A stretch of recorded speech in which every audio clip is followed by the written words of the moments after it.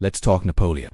Oh yeah, short king energy meets big empire ambitions. If TikTok existed in the early 1800s, Napoleon would have been the guy posting day in the life of a military genius while ignoring the part where he accidentally invaded Russia during winter.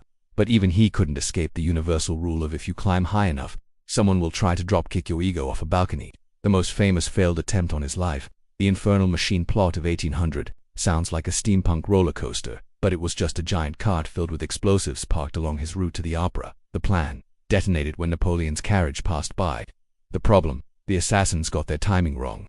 His driver took a slightly different route because even in the 1800s, men refused to ask for directions, and the bomb exploded after he'd already passed. So instead of a dead emperor, they got a fireball that killed civilians and destroyed buildings, while Napoleon sat at the opera pretending not to be shook. His reaction: he passed new laws to arrest more people and give himself more power. Yup, someone tried to blow him up and he responded by going full final boss of bureaucracy. Napoleon weaponized paperwork harder than TikTok weaponizes trends. Oh, you tried to assassinate me? Cool. Now I own your freedoms. Enjoy the guillotine, peasants. Let's skip a few centuries and swing over to England, home of tea, passive aggressiveness, and kings with heads that attract blades like it's a TikTok challenge. Queen Victoria, a woman who reigned for 63 years, had at least 8 assassination attempts, which makes her the Beyoncé of assassination targets. But here's the kicker. Not one of those would-be killers succeeded because most of them were so incompetent it felt like a Monty Python sketch gone sentient. Example: Edward Oxford, 1840. He fired 2 pistols at the Queen while she was in a carriage. He missed both times. Crowd tackled him. The end. Dude later said it was all for attention. Honestly, Edward, get a blog. Another genius, John Francis, tried to shoot her, fumbled the gun, and ran. He came back the next day to try again, because apparently he thought assassinations worked like 2 days shipping. Didn't work. Caught again. Lived the rest of his life as that guy who couldn't even kill a Victorian. He had one job and he flunked it twice like a stoned community college student. These weren't even assassins. They were bored dudes with daddy issues and no Xbox. In fact, several of them didn't even load their guns properly. One guy pointed a pistol, pulled the trigger, and it just clicked. Queen Victoria reportedly didn't flinch. She just looked at him like a disappointed school teacher. Honestly, power move. She could have headlined Coachella just for surviving idiots, but no royal faceplant series is complete without talking about King Umberto I of Italy, a monarch so bland, they named a pizza after his wife instead. Umberto had the charisma of a damp handkerchief and a rainfall of famine and protests. In 1898, after his soldiers massacred protesters during a food riot, a guy named Gaetano Bresci sailed all the way back from America just to kill him. This wasn't spontaneous. This was a scheduled, vengeful bullet-on-the-boat assassination. And it worked. Wait. Yes, this one actually worked, one of the few on our list.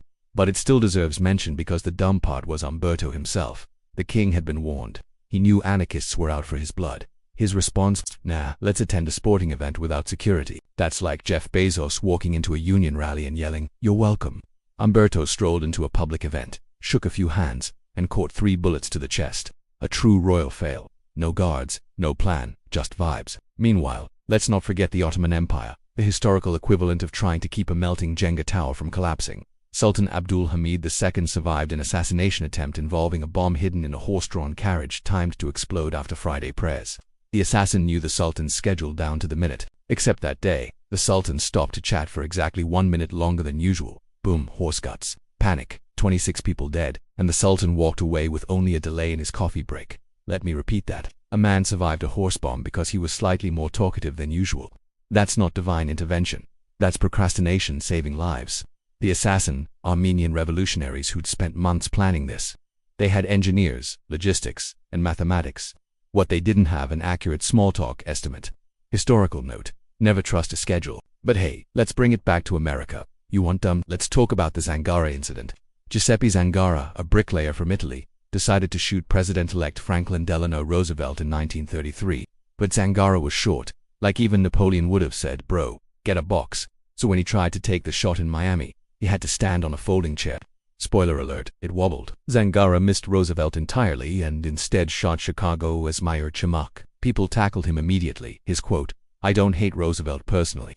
I just hate rich people." Bro, that's not an assassination plan. That's a Reddit comment thread. Zangara was executed in record time 17 days after the shooting, which, even for American justice, is like turning history into speedrun content. The lesson: maybe don't try to kill people while doing circus acts. And speaking of circus acts, the entire Archduke Franz Ferdinand fiasco, oh yes, the assassination that kickstarted World War I, You'd think such a pivotal event was the result of a masterstroke. Nah, it was dumb luck and dumber planning. First, a group of Serbian nationalists tried to kill Franz Ferdinand with a grenade.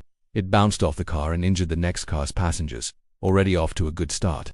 Then the assassin swallowed a cyanide pill that turned out to be expired and just gave him a stomachache. He tried to drown himself in a river that was waist deep, so instead of dying, he puked and got arrested. Later that day, Franz decided to visit the hospital to see the wounded, a noble move if you ignore the fact that his driver took the wrong turn. As they tried to back out of a one-way street, Gavrilo Princip, one of the other assassins, happened to be standing at a sandwich shop nearby. He saw the car, pulled a pistol, walked up to the window like a drive-through, and shot the Archduke and his wife. That's it. That's how it happened. A misnavigation and a sandwich break caused a global war.